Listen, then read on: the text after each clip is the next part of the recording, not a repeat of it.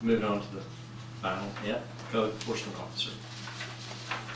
Good evening, council, and I won't go down through the figures unless someone has a question about the figures, but we were pretty busy last month with inspections and permits.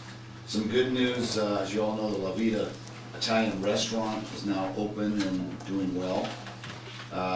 Another new single-family residential structure up on Camelot went through its final inspection, so they're now open and ready to be put on the market and sold. There are, just for your information, there's already another home up there that's finishing up on construction, not for their final, but it's already been sold before it's been finished. So that house is already going to be occupied immediately as soon as they finish.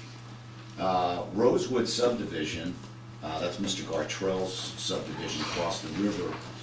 He has now started construction on the first home there, and I have to say, thanks to the efforts of the council to hire an engineering firm like EHT and Public Works Director Jim Holder and everybody working in unison, this is the first completed subdivision in this city that has followed every single guideline that the council laid out years ago, to include bonding the completion of the sewer, water, and street system. So this is the first one in the history of the city that has done it the correct way, and we got one other subdivision that's one step away from meeting those same qualifications. So we are tracking exactly like we always should have been all along. That is a good thing. United Co-op, there's a business that's going to go in there. It's a food retail business. They're talking about Mexican type food and drive-in around. Of course, you know, the co-op building is certainly have a nice drive-around area, and they're finishing the plumbing work on that and everything else to be to open up. And I've had a couple more people come in and talk about possible sites for other businesses. One's a vapor store. Instead of smoking, I guess vaping. We don't have one of those here, so I guess that's okay. And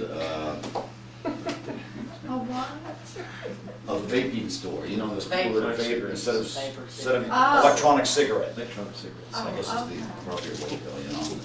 So, you know, we don't have one of those, so that's certainly another business in the city. And I have another firm currently looking at some places to bring in another portable building company wants to come in the city. So they're looking at some sites. So things are looking up. So we're still moving forward. Yeah. Is that it? Oh, I'm sorry, yes, I that's keep it. waiting for y'all's cues. Okay. The final comment. Moving back up to item number 5, I just want to say the council gives our condolences to Danny Chambers, who's not here tonight. His brother Randy Chambers passed away a few days ago. I think that's not why he's not here tonight, but his brother did pass away this week, and our condolences go out to Danny Chambers. His brother Randy passed away.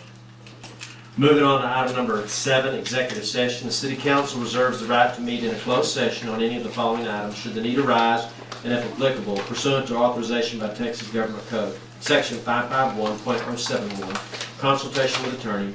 551.072, deliberation about real property. 551.073, deliberation about gifts and donations. 551.074, personnel matters. 551.076, deliberation about security devices. 551.087, economic development. 418.183, homeland security. We're going to recess to executive session in compliance with local government code. Yes. A, GC 551.072, deliberation regarding the purchase of real property to be used for a park and drainage.